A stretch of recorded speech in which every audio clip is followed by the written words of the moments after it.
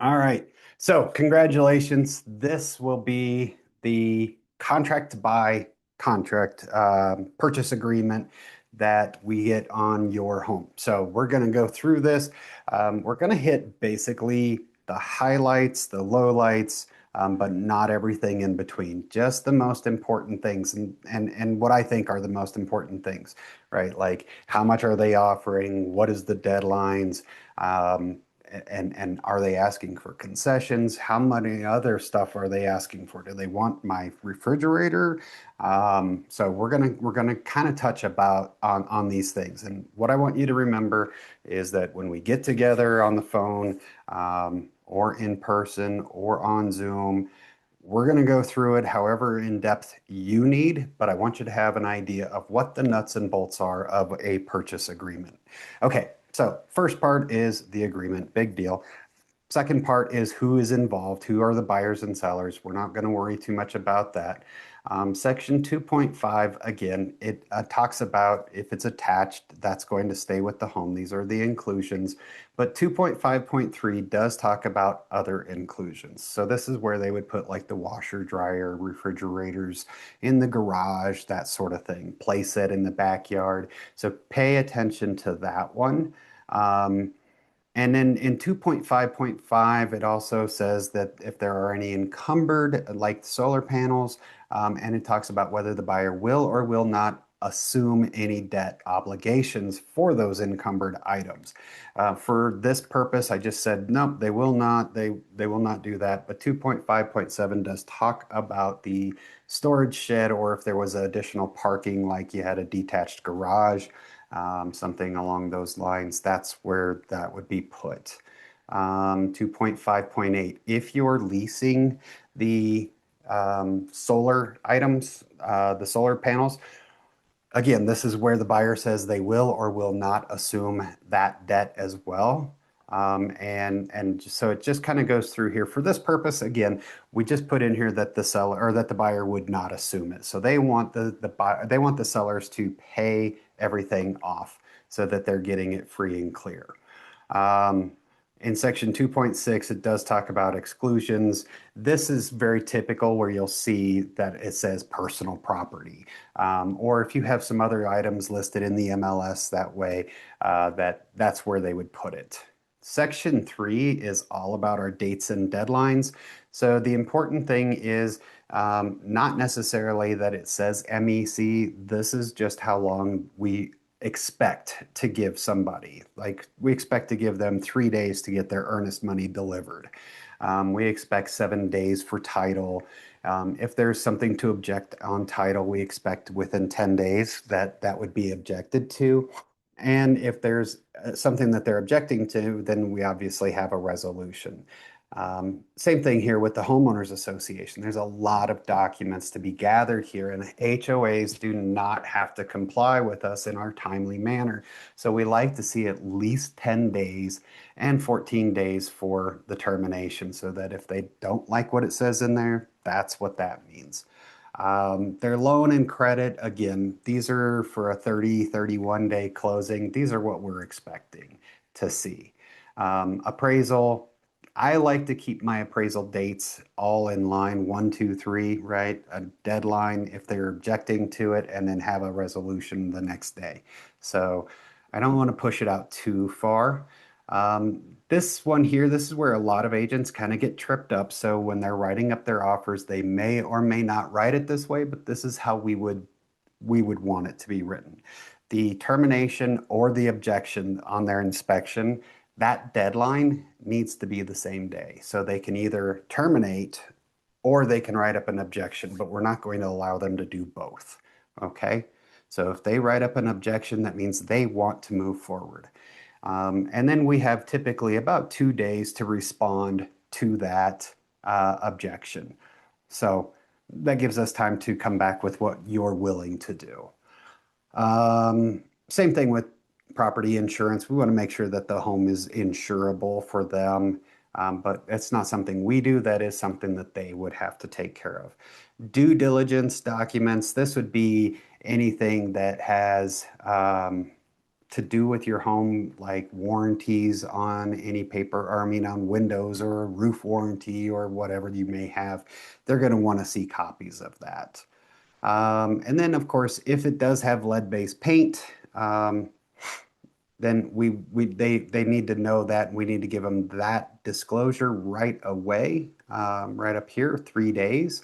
And if it doesn't, or if it does have lead-based paint, or it was built prior to 1978, we need to give them that disclosure, and they would have up to 10 days to decide whether or not, I'm sorry, up to 7 days to decide whether or not they want to do um, lead-based paint testing. Most people do not. It's very expensive. Typically, here's what we see for closing dates, right? It would be 31 days after they wrote the offer. They would want to take possession that same day, and they want to take possession when they give you the money. So when you get money, they get keys. So you're coming to closing already out of the house. Okay? Next part that I want to kind of hit is section 4 here, and this is the price and terms. So this box here just shows you, hey, we're willing to pay 675,000. We're willing to do the 7,000 for earnest money. Our new loan is going to be roughly 595, which means we're going to come in with about 72,000 additional cash.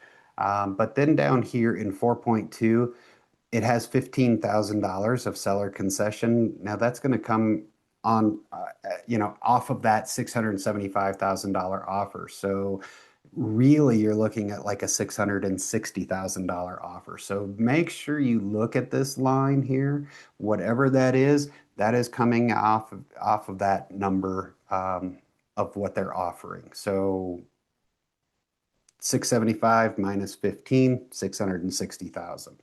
So that's what that is. Okay. The next thing that you're kind of going to want to look at is quite a ways down. It's in section 7. If you have a homeowners association, this talks about everything that you have to provide for the buyer. Now, if you don't want to take care of all this, that's fine. We can get the title company to do it. They do charge a small fee. I think it's roughly $75 to take care of all of this on your behalf. So if you want that done, I would recommend it. It just takes the strain off of you. You've got enough stress, right? Okay, so let's keep going and let's keep going and let's keep going. We're going to hit the next thing that's kind of important here.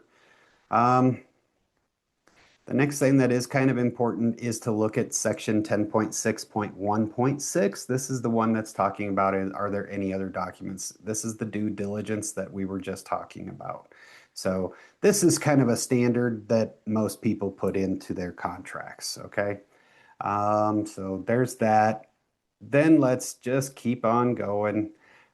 Section 10.13 is new. Again, we're talking about the radon mitigation, the radon disclosures. Do you have a radon mitigation system? Do you not? Have you tested? That sort of thing. So that's what that's asking for. Then as we get down, section 15 is the next really big important part.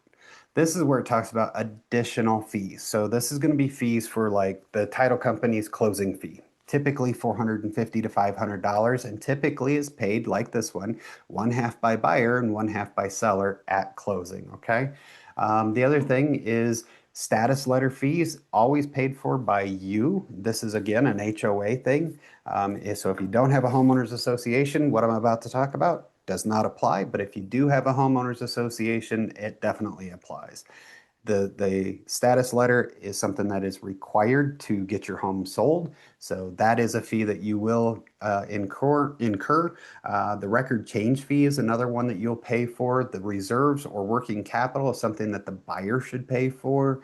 Any other fees or taxes that go into the sale of your home, that should be something that you are going to pay for. So just plan for that. Then as we keep on scrolling down, section 17 is another big one, right? So this is the possession. They want to take possession when they said they wanted to take possession. And if you don't give it, in this case, right here, you'll see that you would be liable to the buyer for $700 a day for any portion of the day. So if you were there for even 30 minutes, you would owe them $700. So just be prepared to be out of your house prior to close. Section 18.4 does talking about the walkthrough verification. The buyer has the right to come through the home one more time or two more times before closing to make sure that the house is in good condition, the same condition that it was when they made the offer. As you keep on scrolling, you'll see section 29 does talk about whether the buyer's agent wants to get paid or not. In this case, the buyer's agent does want to get paid 2.8% of the purchase price from the seller. And then section 30 does talk about the additional provisions. This is pretty common where the seller agrees that the property needs to be professionally cleaned in its entirety 48 hours prior to closing, blah, blah, blah, blah, blah. And a home warranty. This is something that I usually throw in there, and I want an Eagle Premier home warranty. It costs about $850, and I want the seller to pay for it. So all in all, this is the contract that I want you to look at. And then when you call me, if you have any questions on those items, great, let's talk about them. If not, I will walk you through the whole contract from top to bottom, but it'll be a much faster conversation at that point in time. If you have any questions, please, please, please call me, 720-323-5839. I will be waiting for you.